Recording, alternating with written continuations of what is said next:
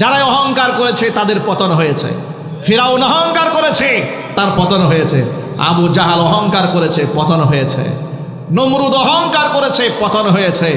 এবং লেটেস্ট নমরুদ, লেটেস্ট ফেরাউন হাসিনা অহংকার করেছে। বর্তমান বিশ্বের সর্বনিকৃষ্ট পতন আল্লাহ পাক ওর জীবনে নামিয়ে দিয়েছে।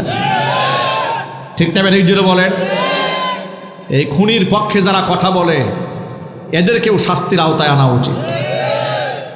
এতগুলো মানুষ খুন করেছে, এরপরেও এর পক্ষে দিকে আপা আপা জিকির করতে করতে কিছু লোকের মুখ দিয়ে ফেনা উঠাই ফেলে। লজ্জা শরম বলতে কিছু নয় এদের। এগুলো চরম পর্যায়ের বেয়াদব গুস্তাখ। কথা বলতে হবে, ঠিক কিনা মনে হবে? আমার প্রিয় ভাইয়েরা, মা বোনেরা আমার, সকলকে বলি, অহংকার এটা আল্লাহ পাকের কাছে বড় মারাত্মক নিকৃষ্ট গুনাহ। বিনয়ী হন, আল্লাহ ইজ্জত বাড়িয়ে দেবেন, আল্লাহ সম্মান বাড়িয়ে দেবেন। নিজের মধ্যে অহংকার জাগা দিবেন না। অহংকার মানুষ কি নিয়ে করে? অহংকার তো মানুষ ক্ষমতা দিয়ে করে, অহংকার করে মানুষ টাকা পয়সা নিয়ে, অহংকার করে মানুষ সৌন্দর্যতা নিয়ে, অহংকার করে বিদ্যা বুদ্ধি নিয়ে, জ্ঞান গরিমা নিয়ে। তোমার যখন নিজের মধ্যে ক্ষমতার দম্ভ আর অহংকার আসে, তুমি একটু ইতিহাসের দিকে তাকায় দেখো, তুমি আর কতটুকুন ক্ষমতাধর ব্যক্তি। তোমার চেয়েও ফেরাউন বড় মারাত্মক লেভেলের ক্ষমতাধর ছিল। ফেরাউন সমুদ্রের মধ্যে পানি আসতে বললে আল্লাহ রাব্বুল আলামিন তার হুকুমে পানি জারি করে দিতেন। তুমি আর কিসের গুড়ার ডিমের ক্ষমতাধর ব্যক্তি হয়েছ? তুমি আর কয় টাকার মালিক হয়েছ? আর তোমাদের সম্পদ তো তোমরা ভোগও করতে পারো না। এই যে যারা এই 16 বছর মাটি থেকে এদেশ থেকে লক্ষ লক্ষ কোটি টাকা বিদেশে পাচার করেছে, এই সম্পদ এরা ভোগ করে মরতে পারবে? আওয়াজ নাই কেন আপনাদের? নাকি এখনো পর্যন্ত আপনাদের অন্তরে ভয় আছে? ভয় কয়ে মুসলমানরা তো জয় করেছে বাংলাদেশে। কথা ঠিক না ঠিক? ওরা হাজার কোটি টাকা বেগম পাড়ায় জমা করেছে, ওগুলো খাওয়ার তৌফিক এদের আছে? এরা ওই রিফিউজির মতো হয়ে ভারতের ছোট্ট কুঠিরের মধ্যে ঢুকে ঢুকে এতিমার ভিক্ষুকের মতো মরবে। এই সম্পদেরা ভোগ করেও যেতে পারবে না। অথচ কত মানুষকে কষ্ট দিয়েছে, কত মানুষের অধিকারকে নষ্ট করেছে। সুইস ব্যাংকে টাকা রেখেছে। সুইস ব্যাংক কর্তৃপক্ষ বারবার বলেছে সরকার যদি চায় নাম আমরা প্রকাশ করতে পারি। তারা চায় না কেন? কেন চায় নাই? কারণ চাইলে তো থলের বিড়াল বের হয়ে যাবে, নিজের নামটা বের হয়ে যাবে। আবার স্বৈরাচারী বলেছে আমি কি করেছি, নিজের জন্য তো কিছুই করি নাই। মাত্র 2টা লকার খোলা হয়েছে, 2 লকারে মাত্র 832 ভরি স্বর্ণ পাওয়া গেছে। এরপরেও বলে নিজের জন্য কি করেছি। আবার দেখলাম স্বর্ণ বের হওয়ার পরে উনি আবার চিৎকার মারলেন, শরম নাই তো? চিৎকার দিয়ে বলে আমি তো প্রেসিডেন্ট হওয়ার পরে, প্রধানমন্ত্রী হওয়ার পরে এগুলা কিনি নাই। তার মানে উনি 1996 এর আগে এগুলা কিনেছে। আশ্চর্য ভেবে তো আরো ভয়াবহ কথা। যদি ধরা হয় যে স্বাধীনতার পর এগুলা জমা করেছে। 1974 সালে এই দেশের দুর্ভিক্ষের কারণে এদেশের মেয়েরা শাড়ি পরতে পারে না, মশারি দিয়ে লজ্জাস্থানকে ঢেকেছে। কথা ঠিক না ব্যাটিক যদি বলেন? তাহলে সেই আমলে তোমার অ্যাকাউন্টে শত শত ভরি স্বর্ণ কোত্থেকে এলো? তাহলে একটু চিন্তা করেন এরা দেশটাকে কেমনে লুট করেছে, কিভাবে খেয়েছে। আর ভাবটা দেখায় তাহাজ্জুদ গুজারি আল্লাহর ওলি। হ্যাঁ, ওই দেখেন কত বড় আল্লাহর ওলি। বলছে আমারও ফাঁসির রায় হলো আর বাংলাদেশে ভূমিকম্প হইল। আলহামদুলিল্লাহ। الحمد لله نحمده ونستعينه ونستغفره ونؤمن به ونتوكل عليه ونعوذ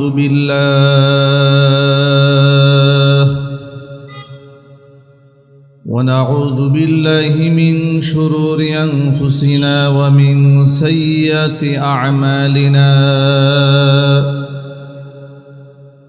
من يهده الله فلا مضل له ومن يضلله فلا هادي له. ونشهد أن لا إله إلا الله وحده لا شريك له. ونشهد أن سيدنا ونبينا وحبيبنا وشفيعنا ومولانا محمد محمدا عبده ورسوله الذي أرسله بالحق بشيرا ونذيرا وداعيا إلى الله بإذنه وسراجا منيرا أما بعد فأعوذ بالله من الشيطان الرجيم بسم الله الرحمن الرحيم وعباد الرحمن الذين يمشون على الأرض هونا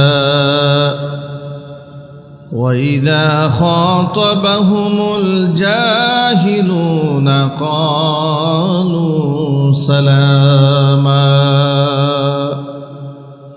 وقال تعالى في شان حبيبه ومحبوبه آمرا ومخبرا إن الله وملائكته يصلون على النبي يا أيها الذين آمنوا صلوا عليه وسلموا تسليما اللهم صل على محمد وعلى آل محمد كما صليت على إبراهيم وعلى آل إبراهيم إنك حميد مجيد اللهم بارك على محمد وعلى آل محمد كما باركت على إبراهيم وعلى آل إبراهيم إنك حميد مجيد محبته জবান ছেড়ে সকলে প্রাণ খুলে কিছু সময় জিকির করুন লা ইলাহা ইল্লাল্লাহ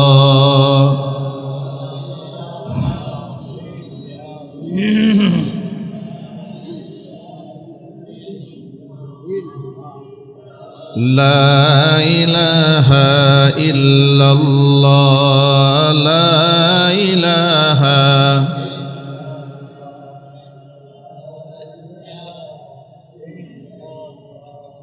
لا إله إلا الله لا إله إلا الله لا إله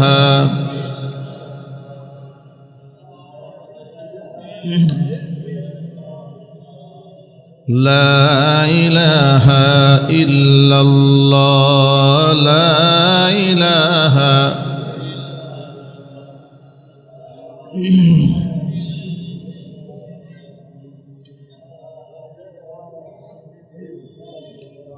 لا إله إلا الله محمد رسول الله صلى الله عليه وسلم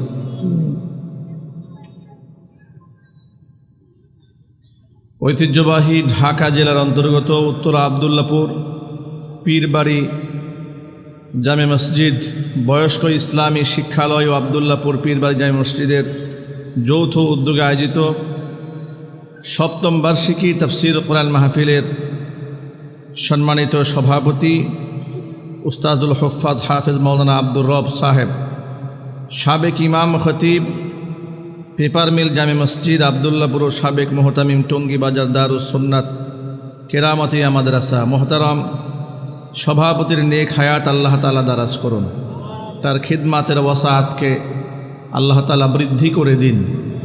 অপারেটর একটু ভলিউম দিন। অপারেটর কোন পাশে? স্টেজ মনিটরে আওয়াজ দেন, প্যান্ডেলে আওয়াজ দেন, সাউন্ড দেন। মহান আল্লাহ তাআলা এই বয়স্ক ইসলামী শিক্ষালয়কে কবুল করুন। অসংখ্য বয়স্ক মানুষ এই শিক্ষালয় থেকে কোরআন শিখেছে। আমি শুনলাম তাদের সংখ্যা নাকি 4000 ছাড়িয়েছে। 8,000 মানুষ এখান থেকে কোরআন শিখেছে। আলহামদুলিল্লাহ বলেন। 8,000 মানুষ বয়স সদ্যিকনে এসেও যে সময়টাতে মানুষ মাদ্রাসায় ভর্তি হয় না, কর্মজীবনে এসেও তারা কোরআন শিখেছে। সংখ্যায় তাদের কম নয়, 8,000 ছাড়িয়েছে। আমি ভাবি যিনি এই উদ্যোগটা নিয়েছেন তিনি কি পরিমাণ সওয়াবের অধিকারী হয়েছেন কল্পনা করেন তো। মানুষ মারা গেলে ইযা মাতাল ইনসান ইনকাতা আনহু আমালু ইল্লা মিন থালাথা, মানুষ মারা গেলে নিজের আমল করার সমস্ত রাস্তা বন্ধ হয়ে যায়। এরপরেও তার আমল নামায় 3টা সওয়াবের রাস্তা জারি থাকে। একটি হচ্ছে ইল্লা মিন সাদাকাতিন জারিয়া, কেউ যদি কোনো চলমান দান করে যায়, যেমন মসজিদ করেছে, মাদ্রাসা করেছে, এতিমখানা করেছে, খানকা করেছে, মানুষের জন্য হসপিটাল করেছে, স্কুল করেছে, এরপরে বয়স্ক মানুষের জন্য শিক্ষার ব্যবস্থা করেছে, অথবা বৃদ্ধাশ্রম করেছে, দুনিয়া থেকে চলে গেল, ব্যক্তি কবরে শুয়ে শুয়েই কিয়ামত পর্যন্ত তার সওয়াব পাবেন। এ সব সদকায়ে জারিয়া। আরেকটি হচ্ছে আও ইলমিন ইউনতাফাউ বিহি, উপকারী জ্ঞান। যিনি 8,000 মানুষকে এই বয়সে এসে কোরআন শিখিয়েছেন, তিনি দুনিয়া থেকে চলে গেল, এই যে এতগুলো মানুষ কোরআন শিখেছে, যুগের পর যুগ তারা তেলাওয়াত করবেন, তার কবরে সব জারি হতেই থাকবে। আও ওয়ালাদিন সালিহিন ইয়াদউ লাহ, নেককার কোনো সন্তান যদি রেখে যান তাহলে কবরে চলে গেলেও সব বন্ধ হবে না। নেককার ছেলে নেককার মেয়ে আমল করবে, আল্লাহর কাছে দোয়া করবে, তাদের আমল নামার থেকে সব মোটেও কমানো হবে না। কিন্তু বাবা মা তাদেরকে সুন্নাহর পথে পরিচালিত করার কারণে তাদের আমল নামার বিরাট একটা পার্সেন্টেজ সওয়াব আল্লাহ পাক মা বাবার আমল নামার মধ্যে পৌঁছে দেবেন। আল্লাহ পাক যেন এই 3টা রাস্তা খুলে রেখে এই জমিন থেকে আমাদেরকে বিদায় গ্রহণ করার তৌফিক দান করেন। আল্লাহ তাআলা অত্র এলাকার সমস্ত মুর্দিগানের কবরে আযাবকে আল্লাহ তাআলা কিয়ামত পর্যন্ত বন্ধ করে দিন। কাল হাসরের কঠিন ময়দানে আজকের এই আয়োজন আল্লাহ তাআলা আমাদের সকলের নাজাতের জারিয়া হিসেবে কবুল করুন। মহাগ্রন্থ আল কোরআন থেকে সূরাতুল ফুরকানের ছোট্ট একটা আয়াতে কারিমা আপনাদের সামনে তেলাওয়াত করেছি।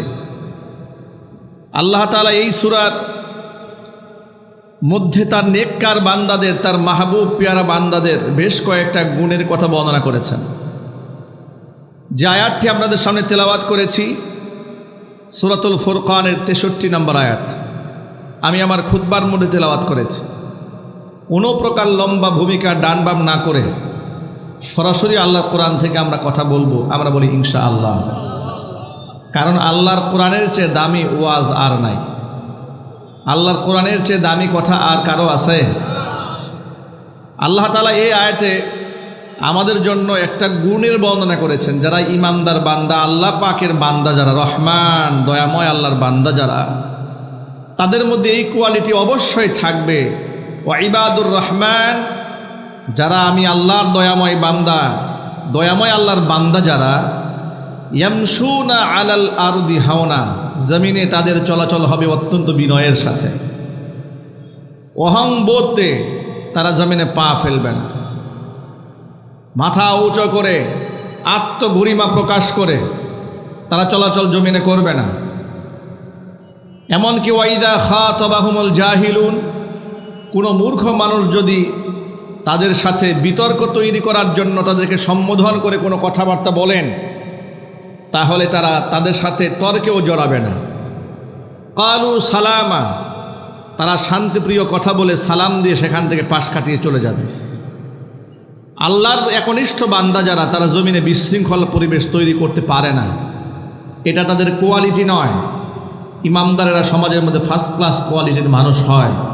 যদি বলেন সুবহানাল্লাহ। ইমানদারেরা থার্ড ক্লাস শ্রেণীর কোয়ালিটির হয় না। ইমানদার বান্দা যারা, তারা প্রতিশোধ পরায়ণ হয় না, তারা ন্যায় পরায়ণ হয়, তারা বিনয়ী হয়। ইমানদারের আমল যত বাড়ে, ইমান যত বাড়ে, সে তত বিনয়ী হয়, নিজেকে তত ছোট মনে করে। পক্ষান্তরে যে ব্যক্তি দাম্ভিক হয়, অহংকারী হয়, তাকাব্বুরি যার মধ্যে থাকে, নবী করিম সাল্লাল্লাহু আলাইহি ওয়াসাল্লাম খুব স্পষ্ট করে বলেছেন, লা ইয়াদখুলুল জান্নাতা মান কানা ফি কলবিহি মিসকালু হাববাতিন মিন কিবরিন। যার অন্তরে একেবারে সরিষা দানা পরিমাণ অহংকার থাকবে, সেই ব্যক্তি জান্নাতে প্রবেশ করবে না। সাহাবায়ে কেরামের পক্ষ থেকে প্রশ্ন করা হলো, ইয়া রাসূলুল্লাহ, সমাজের মধ্যে কিছু মানুষের চরিত্র তো এমন হয় যে তারা সুন্দর জামা পরতে পছন্দ করে, জুতাটা সুন্দর পরতে চায়, মাথার টুপিটা সুন্দর পরে, এগুলা কি অহংকার নাকি? আল্লাহর হাবিব বললেন, না, ইন্নাল্লাহা জামিলুন ইউহিব্বুল জামাল। আল্লাহ তাআলা নিজে সুন্দর, সৌন্দর্যতাকে আল্লাহ পাক বড্ড ভালোবাসেন। জামা সুন্দর হওয়া, টুপি সুন্দর হওয়া, জুতা সুন্দর হওয়া, এগুলা অহংকারের আলামত নয়।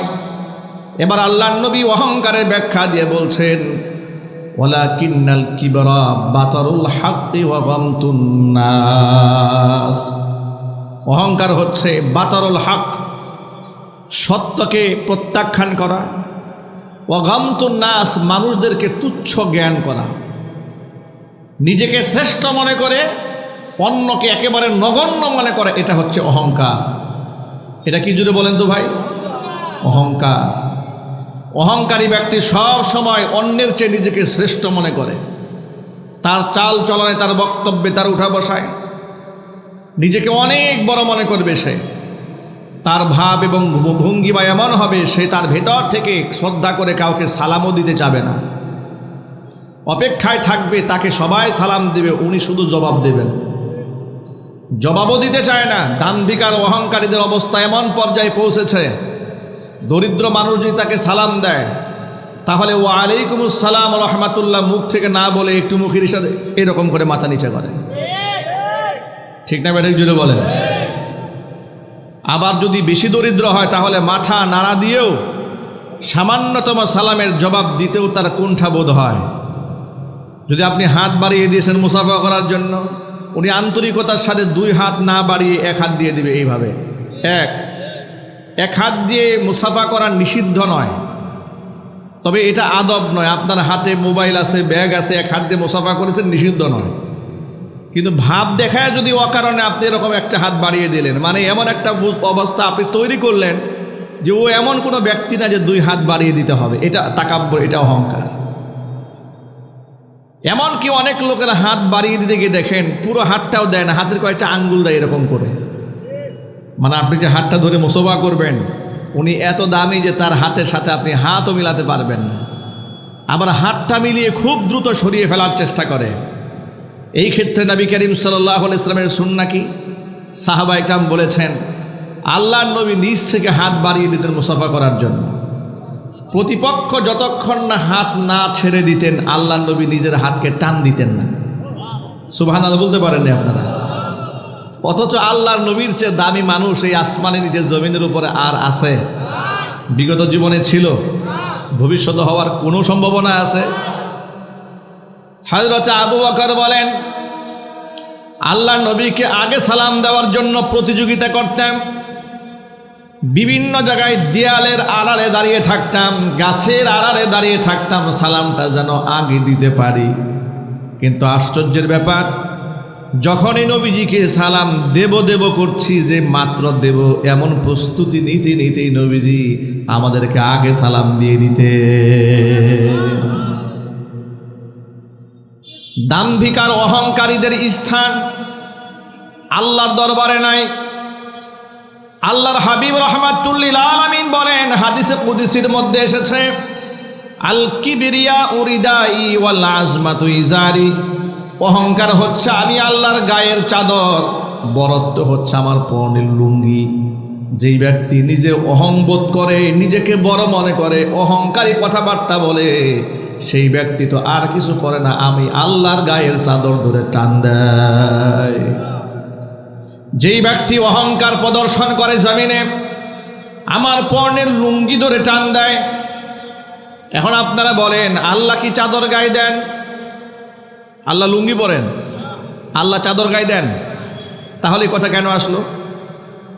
এই যে হাদিসে এলো, জাল কিবরিয়া ও রিদাই ওয়াল আজমাতু ইজারি, অহংকার আমার গায়ের চাদর, বরত্ব আমি আল্লাহর পরনের লুঙ্গি।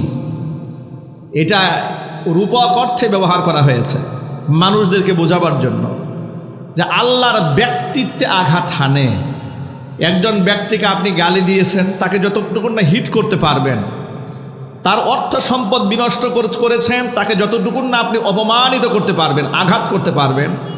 যদি কারো জামা ধরে টান দেন, কলার ধরে টান দেন, কোটি টাকা লস করলেও সে এত রাগান্বিত হবে না। আপনি তার গায়ের জামা ধরে টান দিলে সে যত রাগান্বিত হবে। কথা ঠিক না বেঠিক যদি বলেন?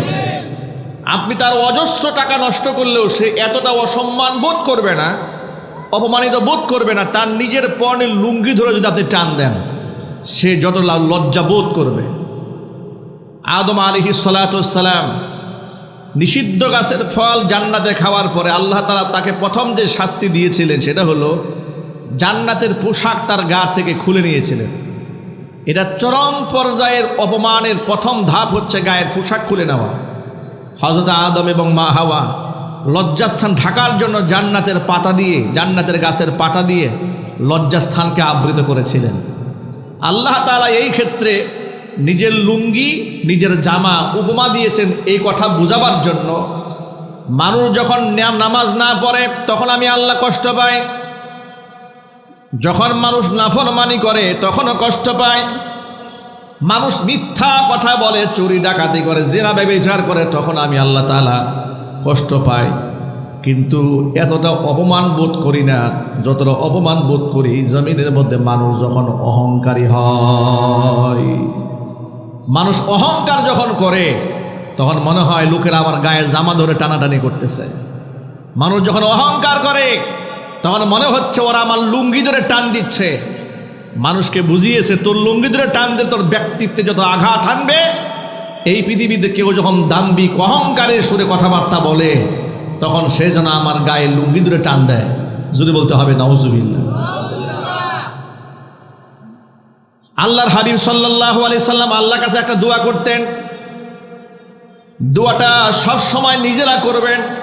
কত চমৎকার দোয়া! নবীজি বলছেন, আল্লাহুম্মা জাআলনি ফি আইনি সগীরা ওয়া ফি আয়ুনিন নাসি কাবীরা। আয় আল্লাহ তাআলা, তুমি আমার নিজেকে আমার দৃষ্টিতে সব সময় ছোট বানায়া দাও, মানুষের দৃষ্টিতে আল্লাহ তুমি আমাকে বড় বানিয়ে দিও। সুবহানাল্লাহ পড়েন। কত চমৎকার দোয়া এটা! আল্লাহুম্মা জাআলনি ফি আইনি সগীরা, আল্লাহ আমার নিজের দৃষ্টিতে তুমি আমাকে ছোট বানাও, কিন্তু মানুষের দৃষ্টিতে তুমি আমাকে বড় বানাও। আচ্ছা প্রিয় ভাইরা, অন্য মানুষ আমাকে বড় মনে করলে এটা কি সম্মান কমে না বাড়ে? আর যদি নিজেকে অনেক বড় মনে করি তখন কিন্তু ইজ্জত নষ্ট হয়ে যায়। ইজ্জত থাকে তখন? না, থাকে না। দাম্ভিক কোনো ব্যক্তিকে আল্লাহ পছন্দ করেন না। সত্য গ্রহণ করতে মানুষকে বাধা দেয় তার আত্ম অহমিকা। সত্য বাধা দেওয়ার ক্ষেত্রে সবচেয়ে বড় প্রতিবন্ধকতা সৃষ্টি করে। সত্য আপনি গ্রহণ করতে পারবেন না নিজের মধ্যে যদি অহংকার থাকে। যেমন আল্লাহ তাআলা যখন নির্দেশ দিয়েছিলেন পুরো ফেরেশতা কুলকে, কোরআনের ভাষায় শোনায় আপনাদেরকে, ফাইদা সাওয়াইতুহু ওয়া নাফাখতু ফীহি মির রূহি ফাকউ লাহু সাজিদিন। আল্লাহ পাক বলেন, হযরত আদমকে যখন আমি সৃষ্টি করলাম, আমি ফেরেশতা কুলকে নির্দেশ দিয়েছিলাম, ফাইদা সাওয়াইতুহু, যখন কাজ কমপ্লিট হয়ে যাবে আদমকে বানানো, ওয়ালাফাখতু ফীহি মির রূহি, আদমের মধ্যে যখন আমি রূহ ফুঁকে দেব, প্রাণের সঞ্চার যখন আদমের মধ্যে করে দেব, তখন তোমরা সকলে মিলে আদমের পায়ে সেজদা দেবে। ফাসাজাদাল মালাইকাতু কুল্লুহুম আজমাউন, সমস্ত ফেরেশতারা সেজদা দিয়েছিল, ইল্লা ইবলিস, ইবলিস সেজদা দেয় নাই। আবা আইয়াকুনা মা'আস সাজিদিন, সেজদাকারীদের অন্তর্ভুক্ত হতে নিজেকে অস্বীকার জ্ঞাপন করেছে। আমি তাকে ডাক দিয়ে জিজ্ঞেস করেছিলাম, ইয়া ইবলিস মা লাকা আল্লা তাকুনা মা'আস সাজিদিন, কেন সেজদাকারীদের সাথে সেজদা দিলে না? তখন ইবলিস অহংকার করে দাম্ভিকের সুরে বলেছিল, ক্বালা লাম আকুল্লি আসজুদা লিবাশারিন খলাকতাহু মিন সলসলিম মিন হামাইম মাসনুন। আয় আমার রব, লাম আকুল্লি আসজুদা লিবাশারিন, আমি তো ওই মানুষকে সেজদা দেওয়ার মতো এত নগণ্য হইনি, এত তুচ্ছ সৃষ্টি আমি নই, যাকে তুমি দুর্গন্ধময় পচা কাদা থেকে ঠনঠনে মাটি দিয়ে যে আদম সৃষ্টি করেছ, আমি তারে সেজদা দেব, এটা কোনো কথা হলো নাকি? খলাকতানি মিন নার ওয়া খলাকতাহু মিন তিন, তুমি আমাকে বানিয়েছো আগুন দিয়ে, আদমকে বানিয়েছো মাটি দিয়ে। তা আমার তো প্রেস্টিজ ইস্যু হয়ে দাঁড়াচ্ছে যে আমি উপরে থাকার কথা, অথচ আমি আদমকে সেজদা দেব। অহংবোধে সত্যকে গ্রহণ করতে প্রতিবন্ধকতা তৈরি করেছে অহংকার। কিসে তৈরি করেছে জোরে বলেন তো ভাই? অহংকার। আপনাদেরকে আরেকটা এক্সাম্পল দেই। আপনারা বলেন, আবু জাহাল, উতবা, সাইবা, ওয়ালিদ ইবনুল মুগীরা, আবু লাহাব, তারা আল্লাহর নবী যে সত্য, এটা বিশ্বাস করতো না মনে হয় আপনাদের কাছে? কি বলেন? মনে বিশ্বাস ছিল না ওদের? কোরআনের প্রতি মন থেকে বিশ্বাস ছিল না? মনের মধ্যে বিশ্বাস আপনার যাই হোক না কেন, বাহ্যিকভাবে সেটা স্বীকার করে, অত্যাবশ্যকীয় যতক্ষণ পর্যন্ত আপনি মনে না করবেন, ততক্ষণ পর্যন্ত আপনাদের ইমানদার হিসেবে গণ্য করা হবে না। আবু জেহেল কোরআনের প্রতি কেমন বিশ্বাসী ছিল লক্ষ্য করেন। আল্লাহর হাবিব রাহমাতুল লিল আলামিন রাতের আধারে কোরআন তেলাওয়াত করতেন নামাজে দাঁড়িয়ে দাঁড়িয়ে। নবীজির কণ্ঠে কোরআন শোনার জন্য আবু জাহাল, উতবা, সাইবা, ওয়ালিদ ইবনুল মুগীরা দেয়ালের পাশে সারা রাত দাঁড়িয়ে দাঁড়িয়ে নবীজির কণ্ঠে কোরআন শুনত। কোরআনের আকর্ষণ তাদেরকে ঘুমাতে দিত না। একদিন সারা রাত দাঁড়িয়ে কোরআন শুনেছে। ইসলামের প্রাথমিক যুগে নামাজ ফরজ হওয়ার আগেই নবী নামাজ পড়তেন। আগে সুবহানাল্লাহ পড়েন। এই তথ্যটা আপনাদের জেনে রাখা ভালো। নামাজ ফরজ হওয়ারও আগে থেকেই নবীজি সাল্লাল্লাহু আলাইহি সাল্লাম মক্কাতুল মুকাররমায় নামাজ পড়তেন।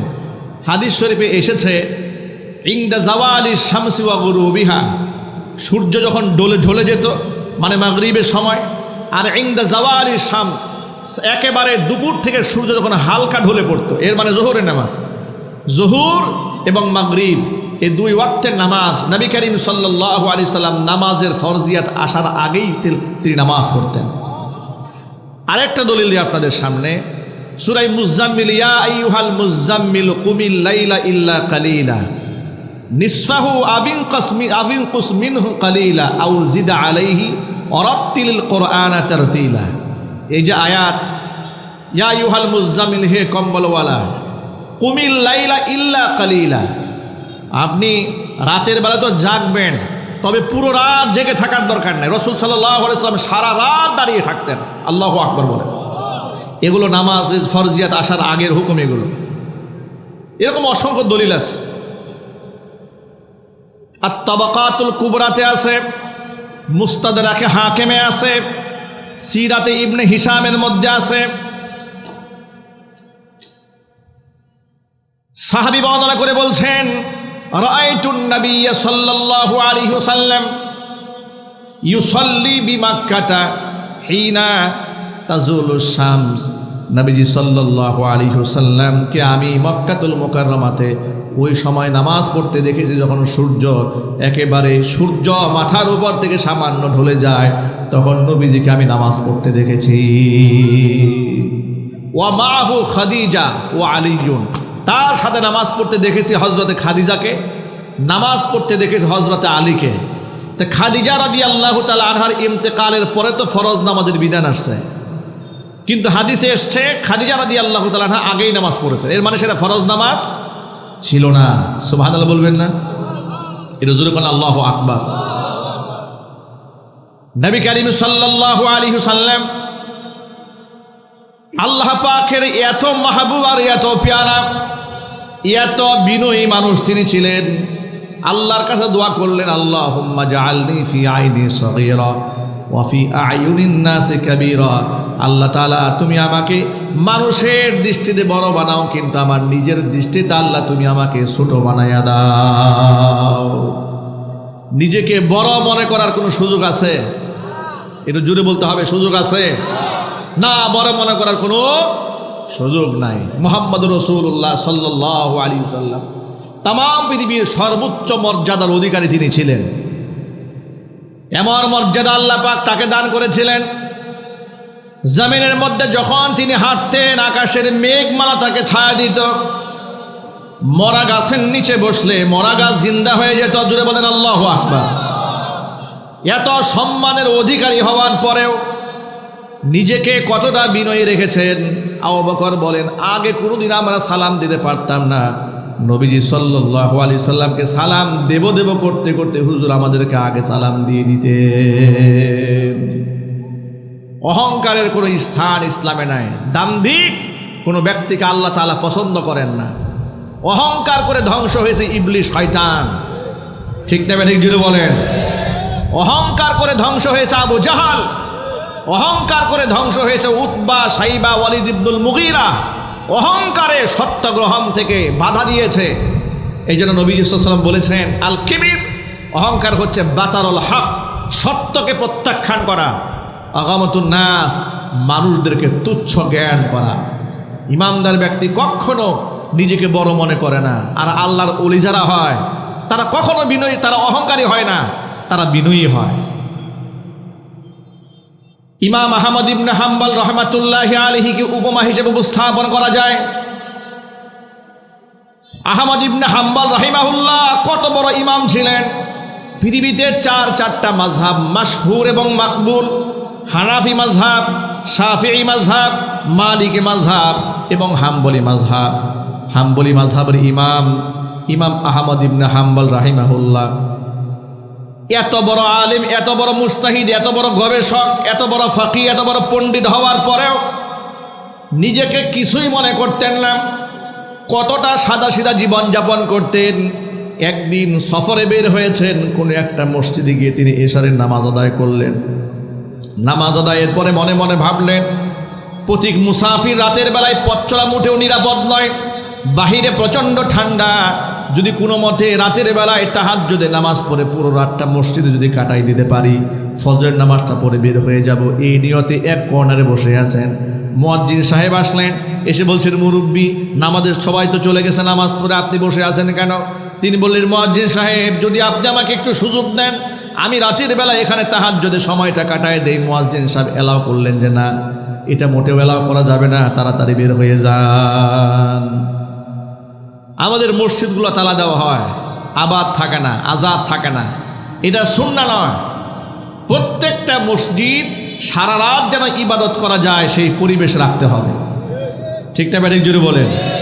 আমাদের মসজিদগুলো সুন্দর হয়েছে মাশাআল্লাহ। শহরের প্রত্যেকটা মসজিদ আলিশান মসজিদ। মসজিদ কমিটির সভাপতি, সেক্রেটারি, কোষাধ্যক্ষ, সদস্যবৃন্দরা কম্পিটিশন করে, মুসাবাকা করেন। 10 নম্বর সেক্টরে যেটা হয়েছে 11 নম্বর এর চেয়ে ভালো হবে, 11 নম্বর চেয়ে 12 নম্বর যেটা হয়েছে এটা আরও ভালো হবে। পরবর্তী মসজিদ যেটা হবে প্রয়োজনে ওটা 10,000 স্কোয়ার ফিট জায়গা 50,000 স্কোয়ার ফিট জায়গা নেওয়া হবে, আন্ডারগ্রাউন্ড করা হবে, পার্কিং করা হবে, সব করা হবে। কিন্তু নামাজের সময়ের বাহিরে মসজিদে এলাও করা হবে না। বাংলাদেশে এমন বহু মসজিদ আছে একমাত্র নামাজের সময় তালা খোলা হয়, বাকি সময় তালা বন্ধ করা হয়। কথা ঠিক না? বেঠিক জুড়ে বলেন। আমরা তো রাস্তাঘাটে চলি, এমন বহু মসজিদে আমরা নামাজ ধরতে গিয়েছি, টাইম চলে গেছে, অজু করে নামাজে ঢুকবো, অজুখানা তালা দেওয়া, মসজিদও তালা দেওয়া। এই মসজিদ তো এটা সুন্নাহ নয়, এটা তো মসজিদের আদব নয়। মসজিদ হচ্ছে এমন একটা ইবাদতখানা যে 24 ঘন্টা সেখানে ইবাদত চলবে। কথা ঠিক না? বেঠিক জুড়ে বলেন। এটাই হওয়া উচিত। কিন্তু মসজিদের ফার্নিচার তো আমরা দামি বানিয়েছি, মুসল্লির ইমান কাঁচা বানিয়ে ফেলেছি। মসজিদে এত সুন্দর সুন্দর ফার্নিচার, লাইটিং, এত সুন্দর অজুখানা, গোসলখানা ব্যবস্থাপনা, এত উন্নত এসির ব্যবস্থা করা হয়েছে।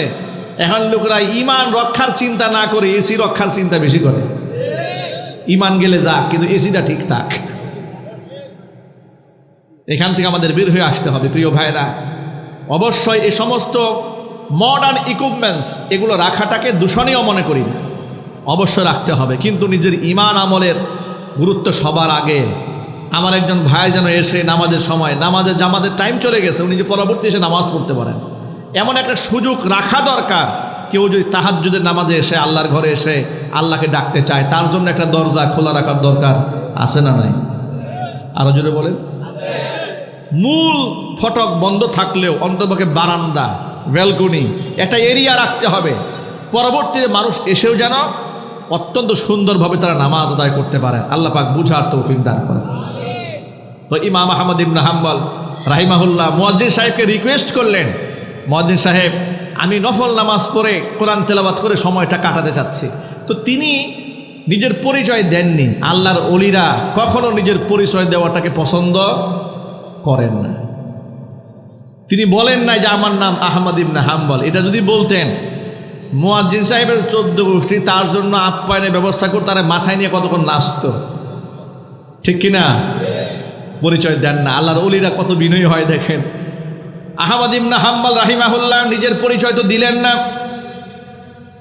মুয়াজ্জিন সাহেব তাকে মসজিদে এলাও করলেন না, বের হয়ে যান। তিনি বের হয়ে গেলেন।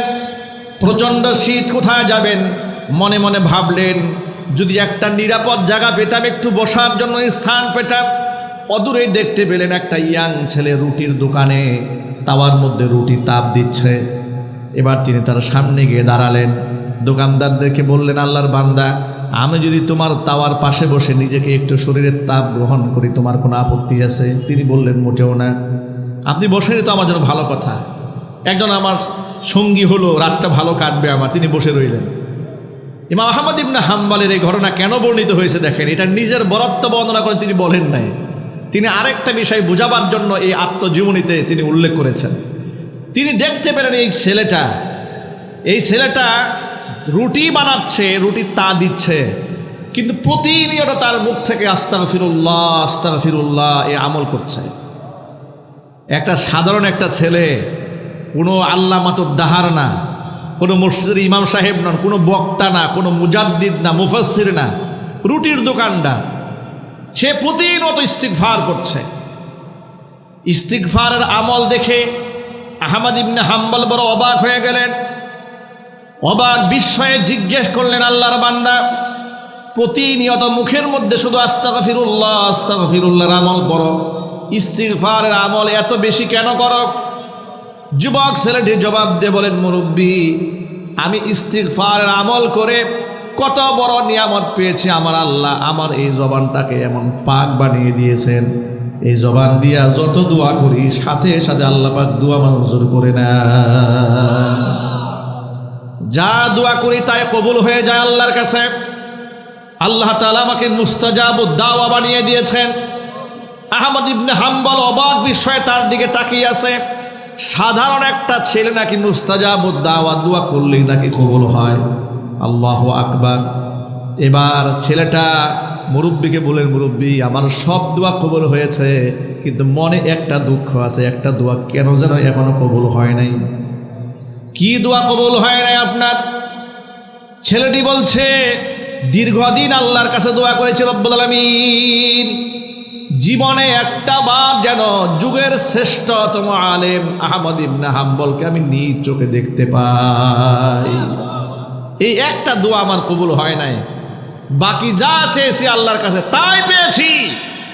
আহমদ ইবনে হাম্বল যুবকের কথা শুনে একেবারে কিংকর্তব্য বিমূঢ় হয়ে গেছে, ভাষা হারিয়ে ফেলেছেন। তার দিকে অপলোক দৃষ্টিতে তাকায় আছেন। নিজেকে আর তিনি গোপন রাখতে পারলেন না, আবেগ আপ্লুত হলেন। ছেলের কাছে নিজের পরিচয় দিলেন। রুটির দোকানদার আহমদ ইবনে হাম্বলকে বুকের সাথে জড়াইয়া ধরলেন, কপালের মধ্যে চুমু খেলেন, আল্লাহ পাকের নিয়ামতের শুকরিয়া আদায় করলেন। বন্ধুগণ, এখান থেকে অনেকগুলো শিক্ষা আছে। এক হচ্ছে এই, যে সমস্ত ভাইরা ব্যবসা বাণিজ্য করেন, ব্যবসা করেও আপনি আল্লাহর ওলি হতে পারেন। আপনাকে মুহাদ্দিস হতে হবে না, মুফতি হতে হবে না। আল্লাহর প্রিয় বান্দা হওয়ার জন্য আপনাকে মসজিদের খতিব হতে হবে না, বক্তা হতে হবে না। এই পৃথিবীর অসংখ্য অখ্যাত ব্যক্তিরা আসমানে বিখ্যাত আছে, আবার এই পৃথিবীর অনেক বিখ্যাত ব্যক্তি আসমানে একেবারেই অখ্যাত, আসমানে তাদেরকে কেউ চিনে না। এই জমিনে অসংখ্য অখ্যাত ব্যক্তি আছেন, এই সমাজেও আছেন। হাদিস শরীফ এসেছে এমন অসংখ্য লোকেরা কিয়ামতের দিন বিনা হিসেবে হাসতে হাসতে আল্লাহর জান্নাতে যাবে, যে সমস্ত ব্যক্তিদেরকে সমাজের মধ্যে কোনো মূল্যায়ন করা হতো না।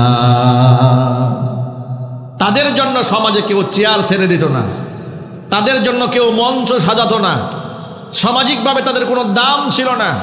কিন্তু আল্লাহর কাছে তারা এতটাই মূল্যায়িত, হাসতে হাসতে বিনা হিসেবে আল্লাহর জান্নাতের মেহমান হবে। একটু জুড়ে বলতে হবে আল্লাহু আকবার। এই জন্য আমরা যা কিছু করব কার সন্তুষ্টির জন্য করব? জুড়ে বলেন তো ভাই। আল্লাহর কাছে প্রাপ্তির জন্য করব।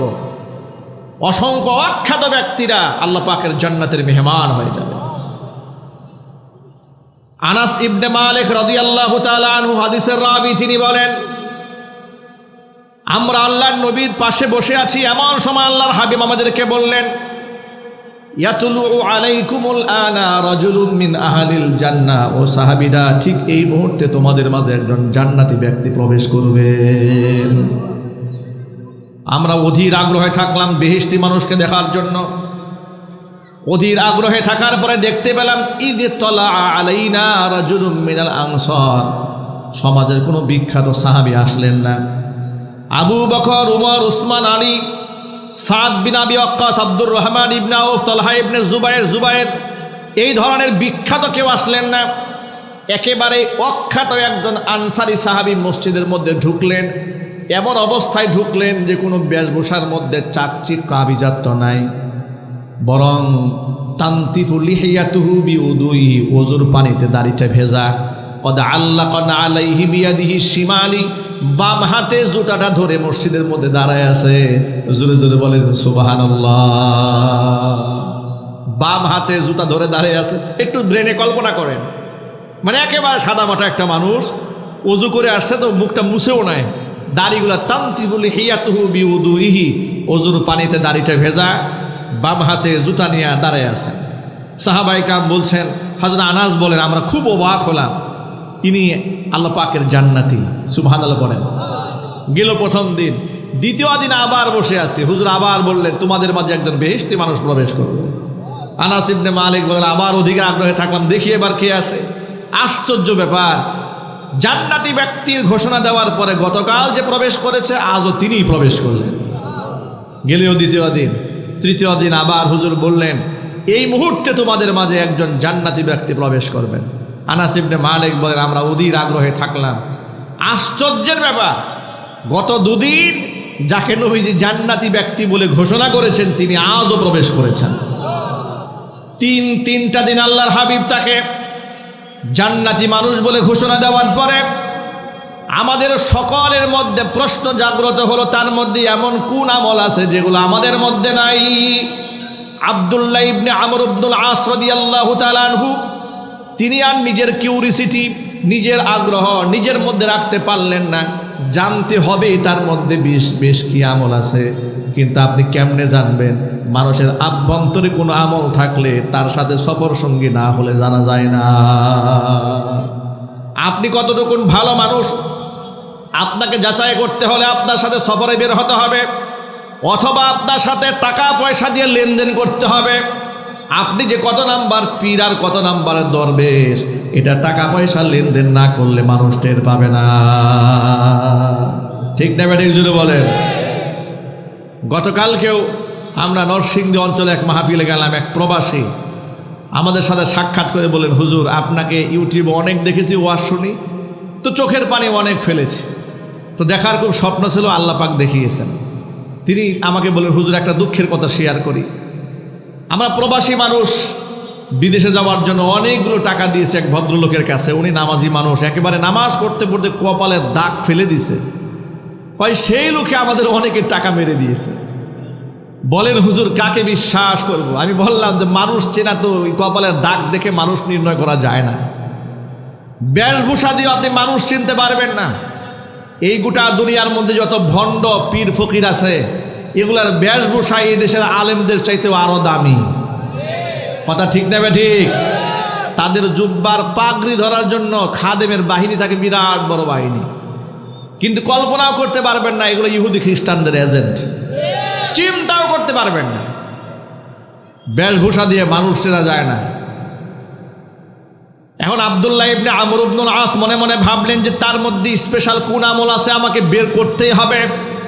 কৌশল অবলম্বন করে বললেন, ভাই আমার বাবার সাথে আমার একটু মনোমালিন্যতা হয়েছে, এই জন্য আমি নিয়ত করেছি 3 দিন পর্যন্ত বাড়ি যাব না।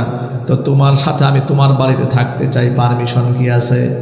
আনসারি সাহাবী বলেন, অসুবিধা নেই, চলেন আপনি আমার সাথে আমার বাড়ির মেহমান হন। কি অসুবিধা? নিয়ে গেছেন বাড়িতে।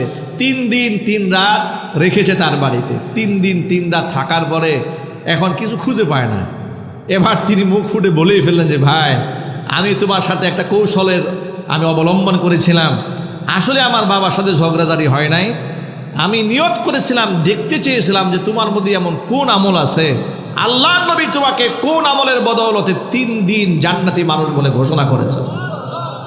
এবার তিনি বললেন, শোনো, আমার মধ্যে স্পেশাল কোনো আমল নাই, তবে আমার মনে হয় যে একটা আমল আল্লাহর কাছে কবুল হতে পারে। সেই আমলটা কি?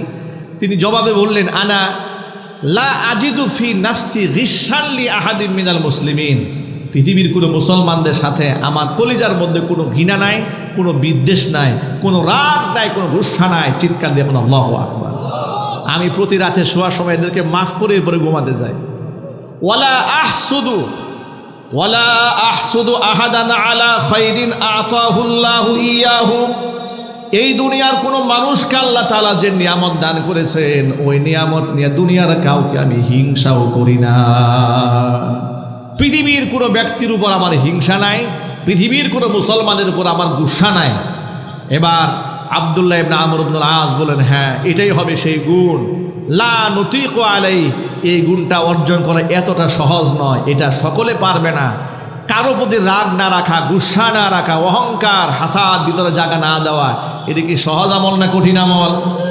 অনেক কঠিন। পুরস্কারটাও কত বড় পুরস্কার।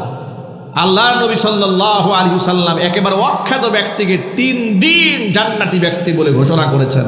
এটা জোরে বলতে হবে আল্লাহু আকবার।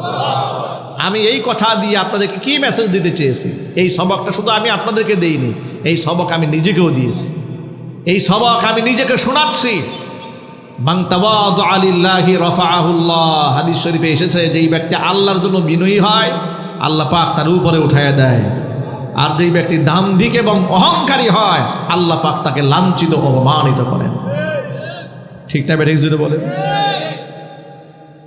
বিগত বছরগুলোতে বাংলাদেশের ক্ষমতার মসনদে যে স্বৈরাচার আসন করে বসেছিল, কেমন দাম্ভিক আর অহংকারী ছিল। আলেম ওলামাদের ব্যাপারে তার নিজের বক্তব্য কেমন ছিল। তার দলের এমপি মন্ত্রীরা একেবারে মিডিয়ার সামনে, হাজার মানুষের সামনে মঞ্চ সাজায় বলতো, আলেমদেরকে গোনার টাইম নাই, টাইম নাই। কথা ঠিক নেবে ঠিক? ওই নারায়ণগঞ্জের এক বিয়াদব খেলা হবে বলতো কিসের তোর জামাত, কিসের বিএনপি, কিসের তোর হেফাজত, আয় খেলা হবে। এরকম দাম্ভিকতা, অহংকারীপূর্ণ কথাবার্তা তারা বলতো। আর তখন আমরা আল্লাহ রাব্বুল আলামিনের কাছেই বিচার দিয়ে থাকতাম যে আল্লাহ এর ফয়সালা তুমি নিশ্চয়ই একদিন করবে। কথা ঠিক নেবে ঠিক? অহংকারীদের পরিণতি কি হয়েছে, অহংকারীদের দাম্ভিকদের পরিণতি কি হয়েছে। হাজার মানুষকে খুন করে এদের কলিজা ঘামে নাই। এমন দাম্ভিক, নিজেদেরকে তারা কেমন আসনে মনে করে। এখনো পর্যন্ত স্বৈরাচারীর দাম্ভিকতা কমে নাই। ফেরাউন যেমন একেবারে ডুবে মরার আগ পর্যন্ত ওর ভিতরে অনুশোচনা জাগ্রত হয় নাই, লেডি ফেরাউনের অবস্থা ঠিক তাই হয়েছে। ফাঁসির দড়ি অপেক্ষা করতেছে। আর অহংকার কত মহিলা বলে, কালকেও রেকর্ড শুনলাম যে যেদিন আমার বিরুদ্ধে ফাঁসির রায় দেওয়া হলো, সেদিনই বাংলাদেশে ভূমিকম্প হইল। আমি মনে মনে ভাবতেছি, কবে যেন বলে যে আমাকে ফাঁসির রায় দিয়েছে, ভূমিকম্প হয়েছে, আমাকে ফাঁসি দিয়ে দিলে কিন্তু কিয়ামত হয়ে যাবে। অহংকার, আহারে অহংকার। এতগুলো মানুষ মেরেছ, এত আলেমদেরকে, নিরীহ আলেমুল আমাদের কোমরের মধ্যে রশি লাগিয়েছ, হাতের মধ্যে গরুর রশিদে তোমরা লাগিয়ে পায়ের মধ্যে ডান্ডা বেরি পড়িয়ে আলেমদেরকে সন্ত্রাস এবং গুন্ডার মতো আদালতে হাজির করতে হতো। কথা বলেন ঠিক না ব্যাঠিক যদি বলেন? আলেমদেরকে বানানো হয়েছে মৌলবাদ, জঙ্গিবাদ, রাজাকার, তালেবান, আল বদর, আল শামস। এই সমস্ত ভাষাগুলো বাংলাদেশের স্বাধীনতার দুশ্মন, সার্বভৌমত্বের দুশ্মন, বাংলাদেশের ইসলাম এবং তাওহীদের সবচেয়ে নিকৃষ্টতম দুশ্মন ভারতের ওই কুলাঙ্গারদের কাছ থেকে আমদানি করা হতো। ওরা এই ভাষাগুলো এদেরকে শেখাতো, ওরা আলেমদের সামনে এই বেয়াদবিগুলো করতো, অহংকার করে করে সেগুলা করতো।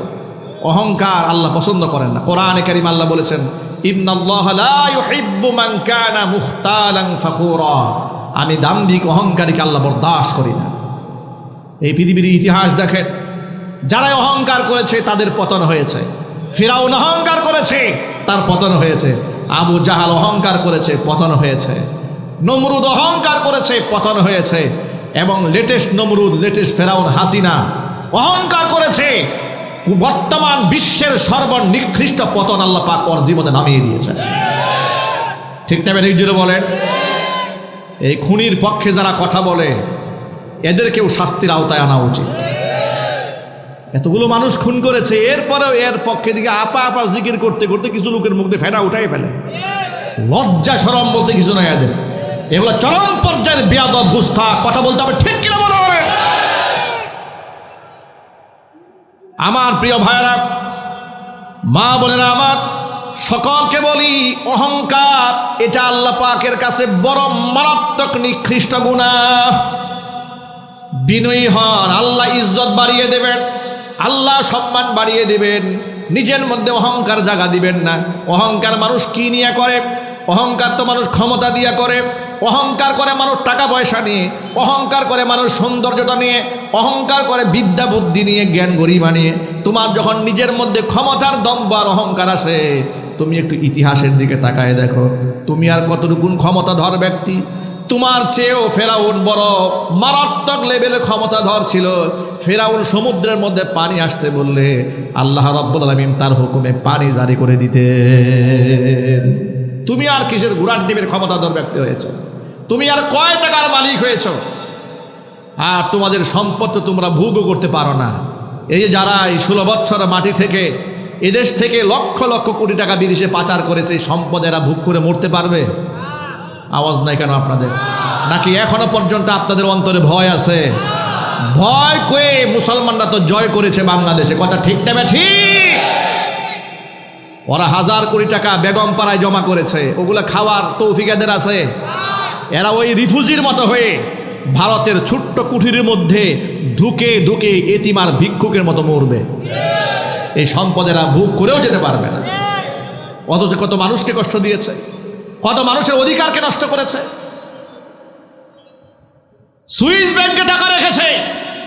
সুইস ব্যাংক কর্তৃপক্ষ বারবার বলেছে সরকার যদি চায় নাম আমরা প্রকাশ করতে পারি। তারা চায় না কেন? কেন চায় নাই? কারণ চাইলে তো থলের বিড়াল বের হয়ে যাবে, নিজের নামটা বের হয়ে যাবে। আবার স্বৈরাচারী বলেছে আমি কি করেছি, নিজের জন্য তো কিছুই করি নাই। মাত্র 2টা লকার খোলা হয়েছে, 2 লকারে মাত্র 832 ভরি স্বর্ণ পাওয়া গেছে। এরপরেও বলে নিজের জন্য কি করেছি। আবার দেখলাম স্বর্ণ বের হওয়ার পরে উনি আবার চিৎকার মারলেন, শরম নাই তো? চিৎকার দিয়ে বলে আমি তো প্রেসিডেন্ট হওয়ার পরে, প্রধানমন্ত্রী হওয়ার পরে এগুলা কিনি নাই। তার মানে উনি 1996 আগে এগুলা কিনেছে। আশ্চর্য ভেবে তো আরো ভয়াবহ কথা। যদি ধরা হয় যে স্বাধীনতার পর এগুলো জমা করেছে। 1974 সালে এই দেশের দুর্ভিক্ষের কারণে এদেশের মেয়েরা শাড়ি পরতে পারে না, মশারি দিয়ে লজ্জাস্থানকে ঢেকেছে। কথা ঠিক না বেঠিক যদি বলেন? তাহলে সেই আমলে তোমার অ্যাকাউন্টে শত শত ভরি স্বর্ণ কোত্থেকে এলো? তাহলে একটু চিন্তা করেন এরা দেশটাকে কেমনে লুট করেছে, কিভাবে খেয়েছে। আর ভাবটা দেখায় তাহাজ্জুদ গুজারি আল্লাহর ওলি। হ্যাঁ, ওই দেখেন কত বড় আল্লাহর ওলি। বলছে আমারও ফাঁসির রায় হলো আর বাংলাদেশে ভূমিকম্প হইল।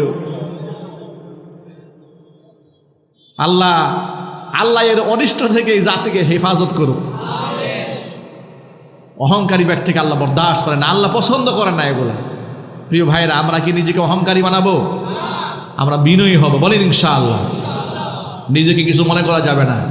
এত বড় আল্লাহর ওলি আহমদ ইবনে হাম্বল রাহিমাহুল্লাহ নিজের পরিচয় দেন না, আর আমাদের মধ্যে এত ভাব। নামের শুরুতে আল্লামাতুদ দাহার, এরপরে উত্তরবঙ্গের আমাদের বিরাট একটা পীর, এরপরে নামের শুরুতে কত রকমের ডিজিগনেশন। আমি ঢাকাতে এক পীরের পোস্টার দেখলাম কয়েকদিন আগে, ঢাকা শহরে বিভিন্ন দেয়ালে লাগানো আছে। তা আমার খুব আগ্রহ হলো পীরের নামটা একটু দেখি। 6 লাইন শুধু লকব, 6 লাইন লকব পড়ার পরে পীরের নাম জানার আগ্রহে নষ্ট হয়ে গেল। মানে আরও নিচে নাম আছে হয়তো আর কি, এত লকব। মুজাদ্দিদে জামান, গুলিস্তানের কামান, হ্যাঁ, বহুত লকবে ভরা, এত এত লকব সব দিয়ে রেখেছে। আমাদের অহংকার আমাদেরকে কোথায় নিয়ে দাঁড় করিয়েছে। আল্লাহ পাক যেন আমাদেরকে বিনয়ী বানান। ওমর রাদিয়াল্লাহু তাআলা আনহু এত বড় আল্লাহর ওলি, নবী করিম সাল্লাল্লাহু আলাইহি ওয়াসাল্লাম যার শানে বলেছেন, লাউ কানা মিন বাদি নাবিয়্যুন লাকানা ওমর নাবিয়্যা, আমার পরে যদি কেউ দুনিয়াতে নবী হতো হযরত ওমর নবী হয়ে যেতেন। কিন্তু নবীজির পর আর কোনো নবী আছে? আরো যদি বলেন। কাদিয়ানীরা এই জন্য কাফের, ঠিক কিনা ভাই? যদি বলেন, ওদেরকে কাফের বলে ওরা কষ্ট পায় যে আমাদেরকে কাফের বলে কেন, আমরা তো মুসলমান। তো কেমনে মুসলমান হলো ওরা? ওই দিন দেখলাম ওদের একটা ইউটিউব চ্যানেল আছে, চ্যানেলে ওদের যেদিন মুখপাত্র বাংলাদেশে তিনি বলছেন যে আমরা গোলাম আহমদ কাদিয়ানীকে আমরা শেষ নবী বলি না, আমরা উম্মতি নবী দাবি করি। ভণ্ডামির তো একটা লিমিট থাকা উচিত। বলে আমরা শেষ নবী মনে করি, উম্মতি নবী, আবার বলে ছায়া নবী, জিল্লি নবী, কত প্রকারের নবী দাবি করে। অথচ নবী করিম সাল্লাল্লাহু আলাইহি ওয়াসাল্লামের স্পষ্ট ঘোষণা, আনা খাতামুন নাবিয়্যিন লা নাবিয়্যা বাদি, আমি শেষ নবী, আমার পর আর কোনো নবী নাই। হযরত ওমর রাদিয়াল্লাহু তাআলা আনহু সম্পর্কে রাসূল বলেন, লাউ কানা মিন বাদি নাবিয়্যুন লাকানা ওমর নাবিয়্যা, আমার পরে যদি কেউ নবী হতো অবশ্যই হযরত ওমর নবী হয়ে যেতেন। সেই ওমর রাদিয়াল্লাহু তাআলা আনহু যখন তিনি দুনিয়া থেকে বিদায় নিচ্ছিলেন, শহীদ হয়ে যাচ্ছিলেন, জমিনের মধ্যে তার মাথাটা পড়েছিল, গালের গাল মাটির সাথে মিশে যাচ্ছিল। তার ছেলে আব্দুল্লাহ মাথা উঁচু করে উরুর মধ্যে নেওয়ার চেষ্টা করলেন। এমন সময় হযরত ওমর বললেন, আব্দুল্লাহ রে, আমার মাথাটা জমিনের সাথে মিশে থাকতে দাও, মাটির সাথে মিশে থাকতে দাও। আমি আমার মনিবের সাথে এমনভাবে সাক্ষাৎ করতে চাই, মিলিত হতে চাই যে আমি নিজেকে মাটির সাথে মিশিয়ে দিয়েছি, মাটির চাইতেও আমি নিকৃষ্ট অধম, এমন অবস্থা আমার রবের সামনে আমি হাজিরা দিতে চাই। জোরে জোরে বলেন সুবহানাল্লাহ। এই দুনিয়ার ইতিহাস বলেছে, যারা এই বিনয়ী হয়েছে আল্লাহ পাক তাদেরকেই বড় বানিয়ে দিয়েছে। আমরা আজকের আলোচনার মূল প্রতিপাদ্য বিষয় এটাই ছিল, যেই ব্যক্তি আল্লাহ পাকের বান্দা বলে নিজের পরিচয় দিব, ইবাদুর রহমান আল্লাযীনা ইয়ামশুনা আলাল আরদি হাওনা, জমিনে অত্যন্ত বিনয়ের সাথে তারা চলবে। আজকের পর থেকে আল্লাহ রাব্বুল আলামিন যেন আমাদেরকে সতর্ক থাকার তৌফিক দান করেন। ছোট্ট একটা হাদিস বলেই বয়ান শেষ করব। এটা ঔষধ, এই তাকাব্বুর আর অহংকার থেকে মুক্ত হওয়ার একটা ঔষধ বলতেছি, এটা মাথায় রাখেন। হুজুর বলেছেন, মান বাদা বিস সালাম ফাকাদ বারিআ মিনাল কিবরি, যেই ব্যক্তি আগে সালাম দেয় সেই ব্যক্তি অহংকার থেকে মুক্ত হয়ে যায়। আমরা আজকের পর থেকে সালামের অপেক্ষায় থাকবো না যে আমাকে কেউ সালাম দেবে,